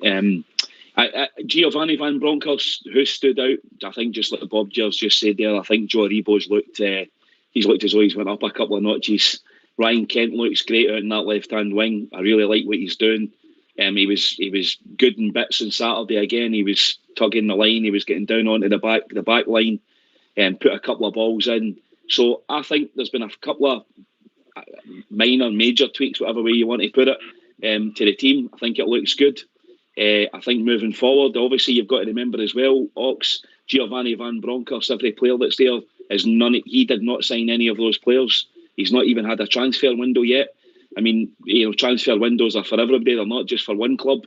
So we've got a transfer window coming up in January. So it'll be interesting to see if anybody does move on and who potentially Giovanni Van Bronckhorst could bring in. So I'm looking forward to that part of Gio's management, I guess, his expertise. And also it would be good as well to have a break with the players on the training pitch and see what kind of information he can get into their heads and how his philosophy and how he wants to play. So a lot to look forward to. A great second half of the season to look forward to. And I think that's the most important thing for us Rangers supporters. The second half of the season's looking good. Jaffa, you've done it again. You've lost me. You know I'm a very simple man. Are you saying that we could improve during the transfer window? Is that what you're saying? Funny enough, I was thinking that actually. That was kind of how my mind was working. All right, okay. That's very cynical, Jaffa. Wow. Wow. I never even thought of that, Jaffa. I thought we would just regress under the transfer window. Yeah. Yep. Wow. Yeah. Maybe it's the other side of Glasgow. That's what they'll be hoping for. Maybe it's the papers that Bob just been reading what they tell you. See on that same note, Ox, see those newspapers. See that story yesterday that Bob Jer was referring to from Mr. Mike Ashley. Does it never surprise you that those stories just appear when there's a negative news story circulating about DJs and all that in Glasgow? Oh yes, and maybe his court case is still going on and moved about, etc. Yeah. Correct. Yeah. I mean, that's not a news story. It was printed in the newspapers, was it? No, I think it's been lying about for about 2.5 years. So it's not a news story, But to be fair, that's how often Bob buys the newspapers. Oh. Right, okay. Alec, you're happy with Giovanni Van Bronckhorst? Oh, definitely. If you're him, wait a minute. You've got one wish, and you can sign a position. I'm not saying a player. What position would you fill during the transfer window? I think it'd have to be another centre back. Right. Okay. Okay. All right. Well, it didn't take long. You've obviously Alec W. What about yourself? Well, I did speak last night about as much as Calvin Bassey's very good footballer and he's a cult hero with the fans and we've all got. I love him myself. But I did say I think he's a stopgap centre half. And I agree with Alec there. The centre back position, that'd be one of the main things. I mentioned a guy there a couple of weeks ago, that Maximo with Bromby. I think he's ideal. I don't know how much money it would cost or what it would be, but big Danish centre half, 6'4". He's the type of guy. 6'5". He'll do for me, Alec. He'll do for me. And he can bring the ball out. And that's what I think we're failing, to bring the ball out for the back. You want a Beckenbauer type centre half. They're easy to find, aren't they? Well, easy. It's try to pay the money for them, Oxford, but you never know. There might be one out there. I don't know what kind of price this kind of guy is. What I will say, I know what I'm just talking about there when you brought up a player. I think, what about young Tony Weston getting a wee call up to the squad now? Well, he seems to be doing it with the B team, doesn't he? He's knocking on the door. It was good to see the boy King on the bench, They've got high hopes for him. Definitely. Young Weston, he's banging the goals in. I think he might be another wee diamond in there, I know. I keep hearing good things about the young boy Lowry as well, Alec. That he's just got the X factor. Some good boys. We've got some right good boys. It's just try to bring them into the team at the right time. We're going for this title, which is really important. So I know it's quite hard. But I believe Giovanni Van Bronckhorst, if he definitely thinks his kids are ready, he would have no problems at all bringing these boys in. It's always if they're ready, because you need to get it right with them. It's difficult. The boy Patterson, I think he's well ahead of the curve. I think Patterson, longevity, serving his time. He's learning slowly. He's getting game time. You're going to have all the stuff in the media about moves. I'll develop him as a person, and then obviously, if the price is right for everybody, he'll have a decision to make. But at the moment, if I was one of his parents, I would be really pleased in how his career's developing. Alec? Which one? Absolutely. Oh, sorry. What's your first then? Absolutely. Totally agree with you there, Oxford. He's young, Nathan Patterson, as you say, bides his time. He's in the right place. He's got good mentors round about him, and he'll get his chance. Left back's probably in the right position for him, to be all fairness. But then again, he came on there and he'll know what he's doing. But he's definitely potential. One for the potential. They're a right good footballer. Rangers fullback. Yeah, he's getting there. Alec, I really like Patterson, and but since Gio's come in, Tavernier's started. He's upped his game, because a lot of players know at the end of the day they're playing for their place now, because, like I said, Gio never signed any of them, and if they don't up their game, they might have been Gerrard's favourites, but they won't be Gio's favourites if it's detriment to the team. And Patterson will get his time, and he's a good young player, and I'm sure that also, like you said about Liam King, if he's good enough, he's old enough. But that's a kind of Dutch philosophy, isn't it? More than the Scottish philosophy. when you're 22, you're still classed as a young guy in Scotland with potential. But in Holland, if you're good enough, you're in the team, aren't you? Happens to me all the time, that young guy with potential.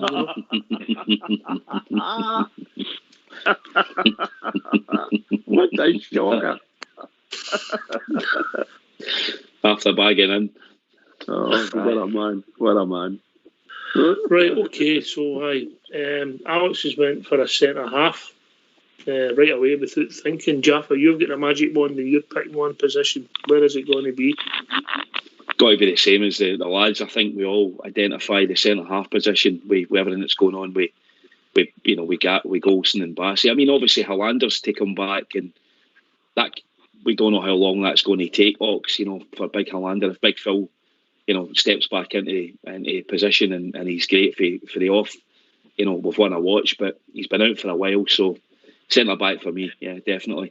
Incidentally, the only other position, other player that I saw in my snooping about recently looking at football was a young lad played down at Hull City called Keane Lewis Potter, wee left winger. He looks a player. But I'm quite sure Giovanni Van Bronckhorst, listen, these guys like Van Bronckhorst and Roy Mackay's level, and obviously we've got the Dave Ross now in for Ajax. These guys have got to have a list of players the length of their arm. That they'll know about. They'll know about some. They'll know about some diamonds lying. Hopefully over in Holland. What's the first job, mate? Is it to assess where we are, to see what we need, or as a manager, the first thing we want Marine centre half in, or do you think they'll assess? What's your thoughts on that, Jaffa? And then I'll go to Bob J with the same question. I think that's urgent, Ox. That's a terminal situation there that could potentially cause us to lose the league next year if we don't get the right people in at the back. I mean, Big Golson's playing well. I'm not pointing the finger at Golson. He's played again. He's upped his game under Giovanni Van Bronckhorst. He looks like he's cut on not all of the stupid mistakes, because even on Saturday, a couple of passes straight away. Listen, you're going to get that in every game. That's football. But for me, the centre back positions, that's an absolute must. And then I guess maybe something that's going to come down to what kind of movement there is in players, from the personnel that's currently there. If we get an offer on somebody and they move on and he's given a bundle of money to spend, you don't know what Giovanni could bring in. And then again, what could he bring in as potential frees or even small transfer fees from Holland? Where traditionally a lot of the transfer fees are not as high as what they are over here in the UK, because obviously we neighbour the EPL and the transfer fees down there are just cuckoo.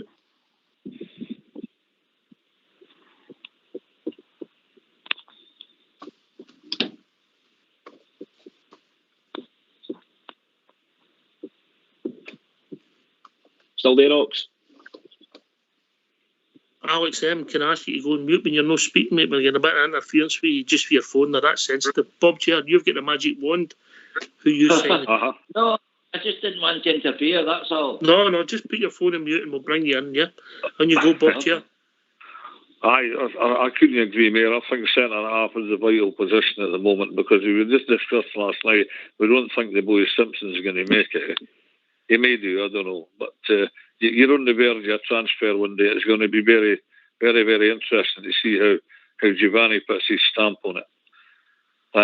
We all get in the financial situation of the club. Somebody will need to go out for relatively big money, for the gear money for to bring somebody in. If he was going to bring anybody in, definitely be a centre half. That's no my understanding, mate. Well, I hope no. No. It's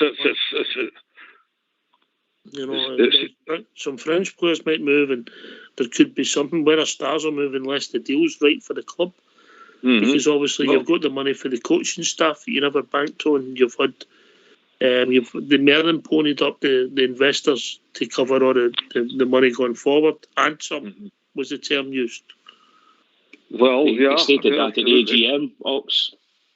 In no uncertain terms, John Bennett stated at the AGM that the shortfall, the £5.5 million projected funds that they required to see the club to the end of the season, had already been, even before Steven Gerrard moved on, that money had already been put in place. So, from a financial point of view, they stated that there would be no players getting sold for under their valuations. Bob, are we going to have to use different papers delivered? Well, that's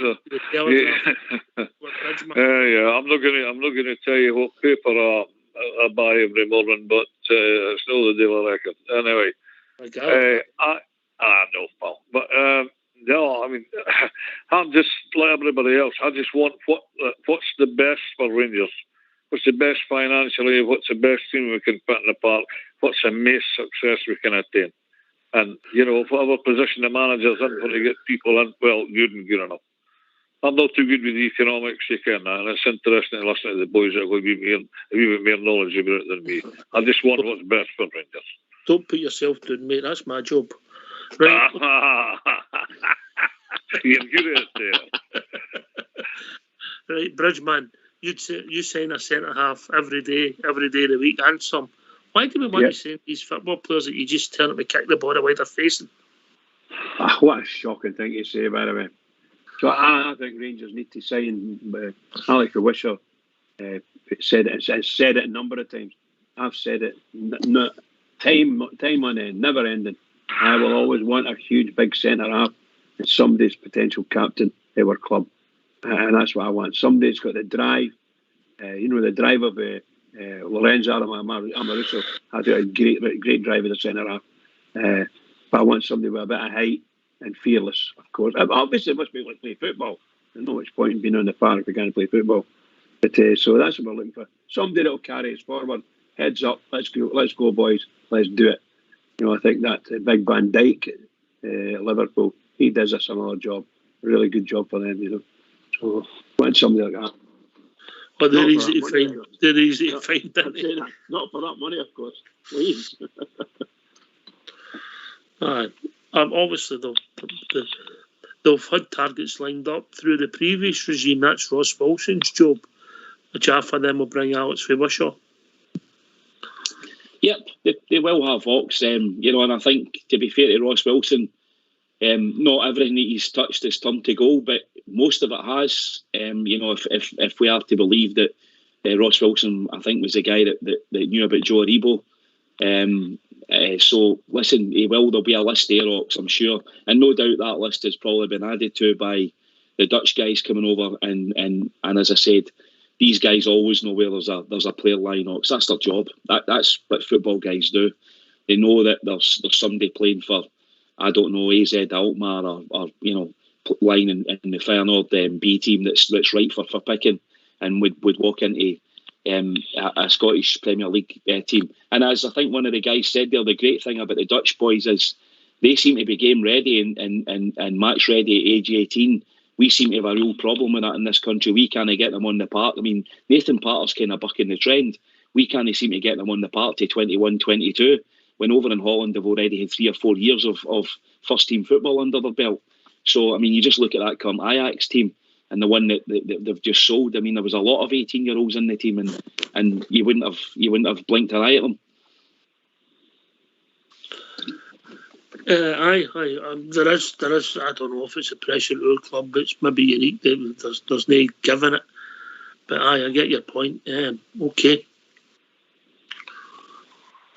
So what we're saying is we need to develop. We need to bring in players. It's a model that's got to keep involving Alex Wishaw.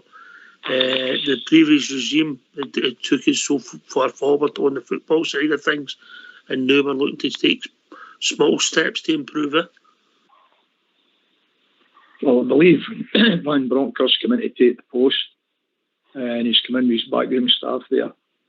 They've sat back, they've been assessing what we've got in it, and according to last week there, he was at the Feyenoord and Ajax game, and he praised Rangers up for the playing staff that they have at the moment. He praised the ex-manager as well, how well the club had been and how far they went. So I think he's pleasantly surprised that way. But these guys will definitely know players out there, whether they're in Holland or whereabouts in Europe. They'll have guys that's, what do you call it, they'll probably think they could come in and fit the ball with Rangers. And Ross Walsh is another one. He seems to be on the know quite a bit.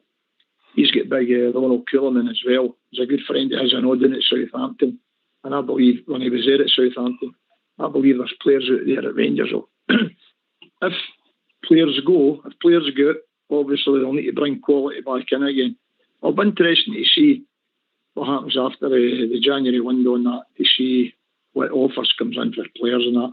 Hopefully we can manage to keep them. I've said before, I'm hopeful Connor Golson signs a contract, but as time goes on now, it doesn't look that favourable now. So, as I say, centre-half's probably paramount for me now. We really can't be hanging back to the last minute and getting caught out. Alex M? Yeah. So the regime have took us to a place that will be in a good place for improving. Van Bronckhorst has got to keep improving. I would say more with tweaks than radical when Stevie G walked in. And this is where you'll see, and hopefully the whole staff that he's brought in can just take us up through 3 tweaks, and all of a sudden we're up a step. Yeah. I just think that if we don't sell anybody in January, which I don't think we will, because I think the board know how much is at stake, with the automatic entry into the group stages of the Champions League. And I don't think we'll sell anybody unless a ridiculous offer comes in for one of our players. And I just love the Dutch philosophy of the way they play football. I mean, that 1995 team that won the European Cup, the amount of young guys that were in that team, under Louis van Gaal. And I just like the way they go about. It's not all about wanting to run about at 90 miles an hour. It's about what you can do when you've got the ball. And I don't think we'll sell Andy. I hope you're right. You'll not believe this. We've been joined by another Alex.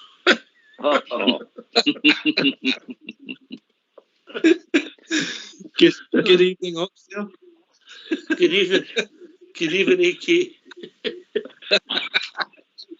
I heard the other Alex on and saying Oxchair's not got enough Alex on tonight just to confuse him more. I'll give him a wee phone.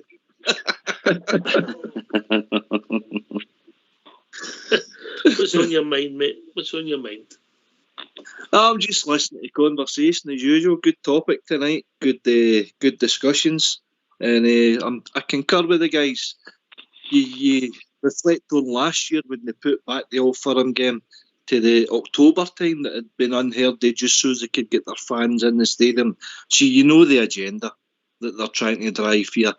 And lo and behold, you've got Motherwell coming out with stadium. You saying to me, are you coming on this show and saying publicly that random computer was fixed? Is that what you're saying to me?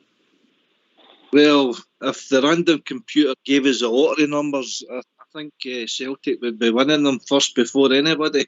I'm just not as cynical as you guys. That thought never crossed my mind. Carry on, AK. I know. But just let's see how it transpires. I think Nicola Sturgeon could be upsetting our voters with that decision today. Put it that way. Oh well. She get bigger fish to fry, but that's another story. But listen, mate, just what's your own thoughts on it? I mean, it just stinks, doesn't it? If you want to stop it, you want to stop playing football, stop them already. Yeah. Absolutely. But they say the advantage is St Mirren's got a depleted squad. They've got a good opportunity there to probably go there and collect a 3 points. Where it could have been a tough game if they were up to full squad. They get torn in about us just as easy. So you're saying to me live on the radio again that they want to play that game for their own good? Is that what you're saying to me? Yes, that's what I'm saying to you. But we can see it. Once again, you've shocked me with your cynicism. I never thought of that. Carry on. We'll just need to see how it transpires. The only disappointing factor for me now is we've not got a game to look forward to in Boxing Day, and also the B squad to get the Old Firm game at Ibrox. I was looking forward to going to that. So. What do you mean? What do you mean we've not got a game to look forward to in Boxing Day? We've got a game. Aye, well, we've got a game. Can't go to Ibrox and watch it. That's well, you can. In Boxing Day? How can he? If you're one of the 500. Oh, if you're one of the 500, yeah. Into the Valley of Death Road, the 500. That's open to the platinum Managerial members. That'll be suicide. 499 others then. Exactly, yeah. Oh, I just might be happy to be sitting beside them, but that's another story. Me, Southside, the big Steve. No. It's a Swiss. No, he can't help it. Platinum Managers, no. I love it. You know, but anyway, I get your point, mate. It's disappointing. Part of the festive, going to the football around about that time of the year. We get that, we understand it, but it is out of control. I would expect it. See if that happens. See if that happens. They have a draw and they get 500 names in. They would have to then open up Rangers TV for the other season ticket holders. I would imagine. The way it's gone this new, mate, they might open up Rangers TV and charge you £300 for it for a one game.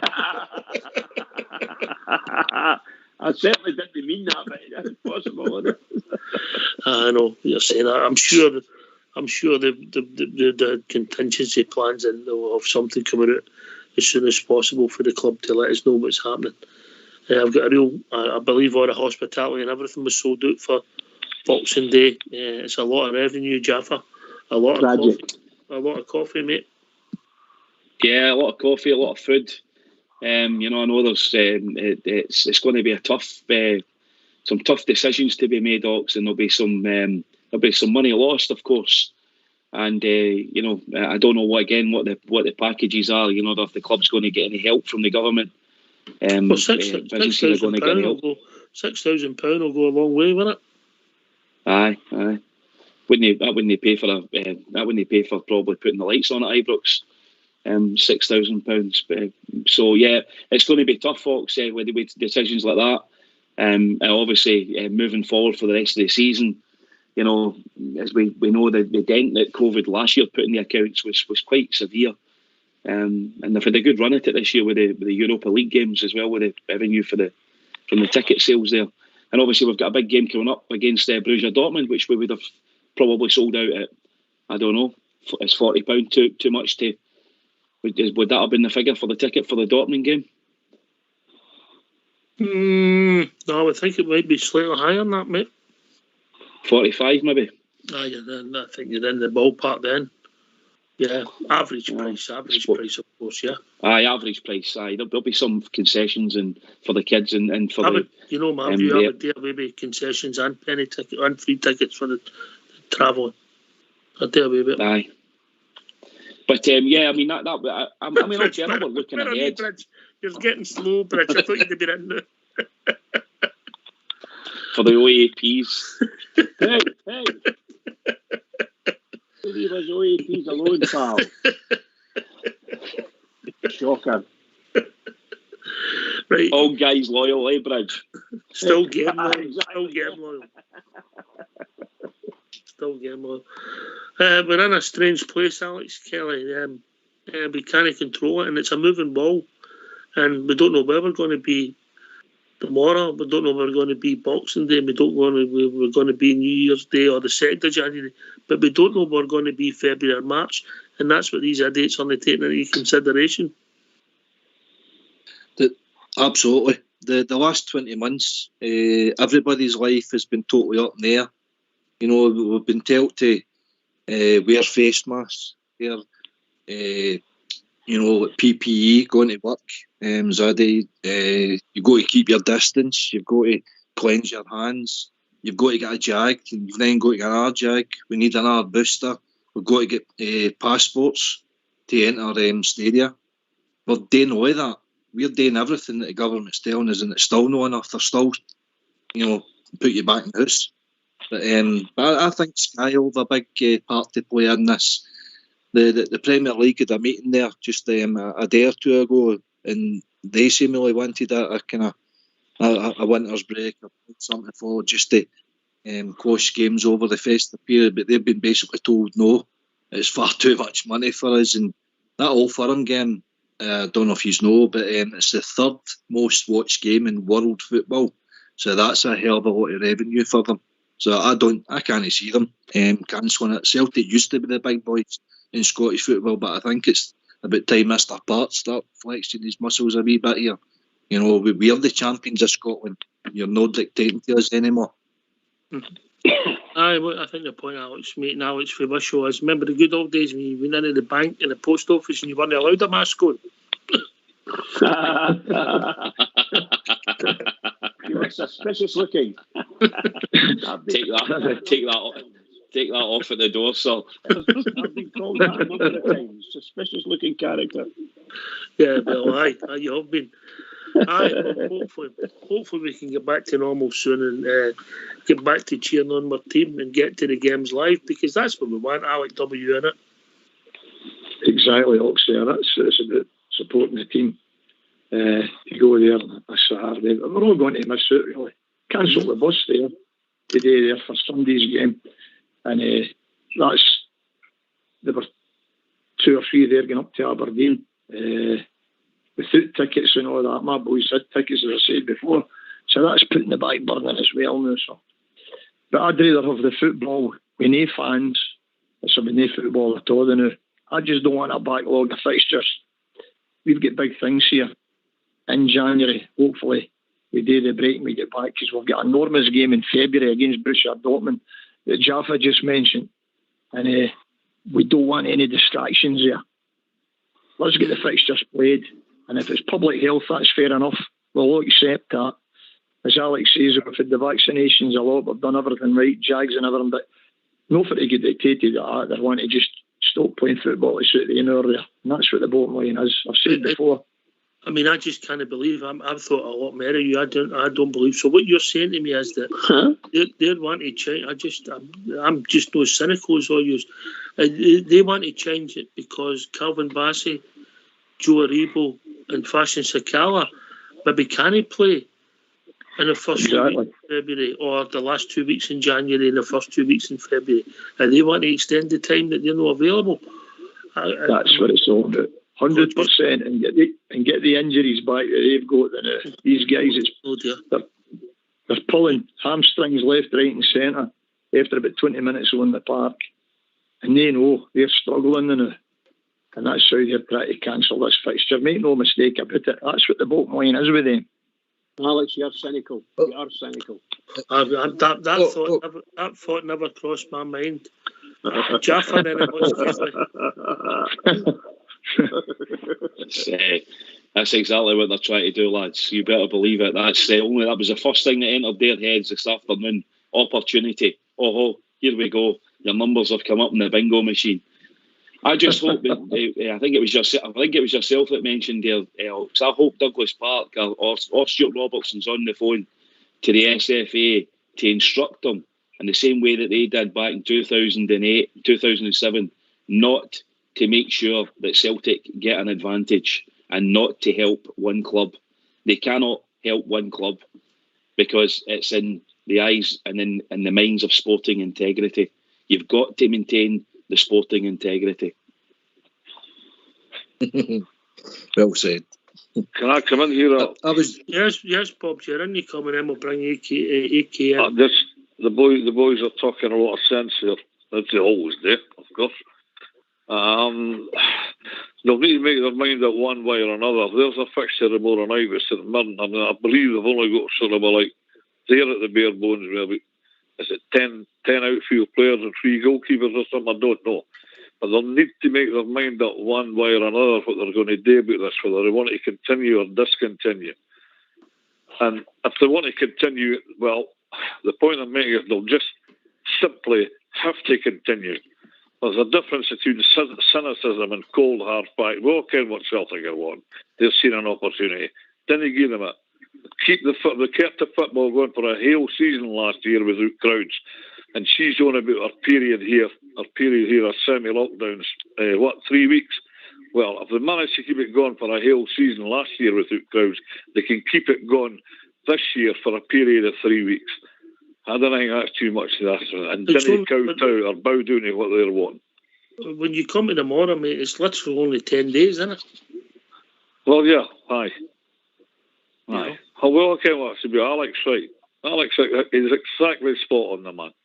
It's them. They've seen an opportunity about injured players, etc., and they're trying their best to seize to bend the rules to suit themselves. Well, didn't it? We went for a whole season without crowds. We can go for another 10, 11 days without them.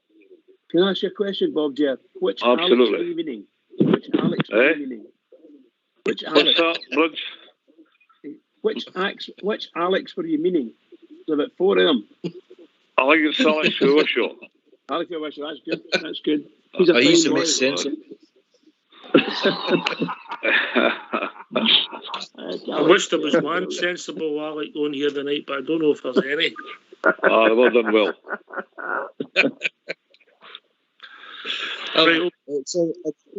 I was going to suggest, is this the same club you're talking about that actually played the Scottish Cup last season, and it was due to get played the previous season that allowed them their tainted quadruple treble? So what you're saying to me, and maybe I've lost the point here, maybe this never crossed my mind, but if I read you right, what you're saying is a team who got the league stopped early, so it suited them, but then because it suited them, carried on and played the cup. That would never happen, would it? No, surely no. That wasn't the same, is it? I don't know. I don't know. Jeez, the cynicism of you. The rule nothing. Brilliant. I just, Jaffa, these guys are on a different intellectual plane for me. I don't think. It's super bitter. It's true, though. It's absolutely true. It's 100% true. I don't know. I don't know how you got up in the morning when you are that wired that way, you know? Some of these things have never even crossed my mind, you know? That people could be so cynical. But we move on. Anyway, what are you getting for Christmas, Bob? Yeah. What am I getting for Christmas? Oh, very good. I don't know. Ken. I've not had any Christmas presents yet. Biggest Christmas present I got was last Saturday when the Gers got 3 points. Well said, Mark. Good man. That does me. I'll get you a Rangers Radio record, Bob. Oh, you What's don't? that? No, I get on Rangers Radio. I get a Christmas present every other night of the week getting on Rangers Radio. You're a big fan. You're a big part of your show, mate, and we're really glad. I know it's been a difficult time for you, mate, but we're always pleased to hear you, mate. We're always pleased to hear from you. You know. Alec K. Alec. Yes. I'm just thinking there, by the way, I've got a name for your band. You should call you the New Seekers, and the song is I like to teach them all to sing in perfect harmony. Perfect harmony. Aye. I think he's talking to AK. I think you two might have stole the show, but anyway, gentlemen, with all your cynicism, we've reached that time of the evening. You won't believe it. Can I thank you for the way you conduct yourself? You have taught me such a lot. I'm going to have to go and have a look at myself. I just think I'm too guy compared to all yous. Jaffa? Thanks for having us on, Ox. I love coming on to Rangers Radio and all the boys, Alec Kelly and Alec Fisher, Bob and all the other lads that were on, Davey. And it's always great to hear Bridge and his dulcet tones. Thanks for having us, Ox. Always appreciated, mate, anytime. Hopefully you can make it Thursday for Secret Santa. Oh, can't wait, mate. Can't wait. You want to see what I've got you? I've got you a hit song off Amazon.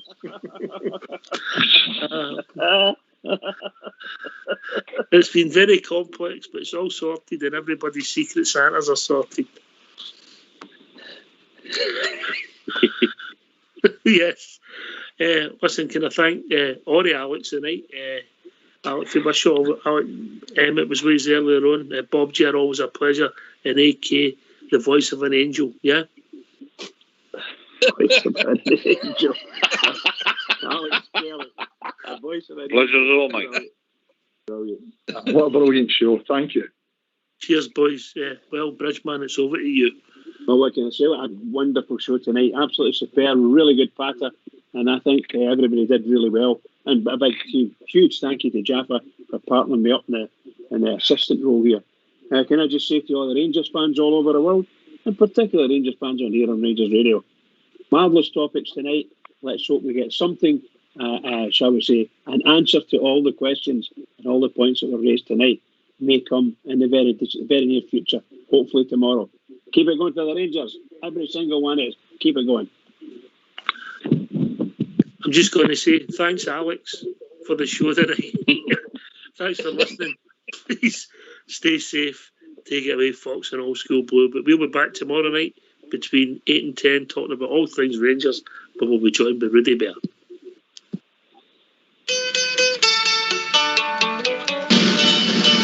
There were cheers from the crowded congregation as the light blew the mirrors beneath the stand to the sound of the very latest music that was played by the Government Borough Band. The excitement was tense, the game was starting as the Rangers kicked off amidst the roar. For the yells and shouts were just terrific when the one and only Glasgow Rangers scored. We'll support no other team but Rangers and follow wherever they may go. So drink a toast to Glasgow's football heroes. We're playing red, white and blue and Dunbar go.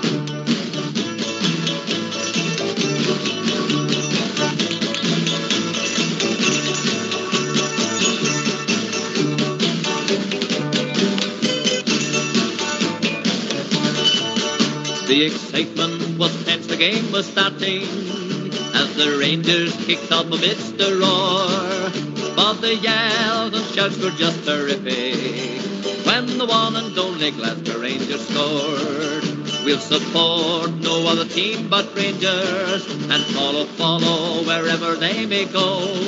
So drink a toast to Glasgow's football heroes who play in red, white and blue and Dunbar go. They're playing red, white and blue and Dunbar go.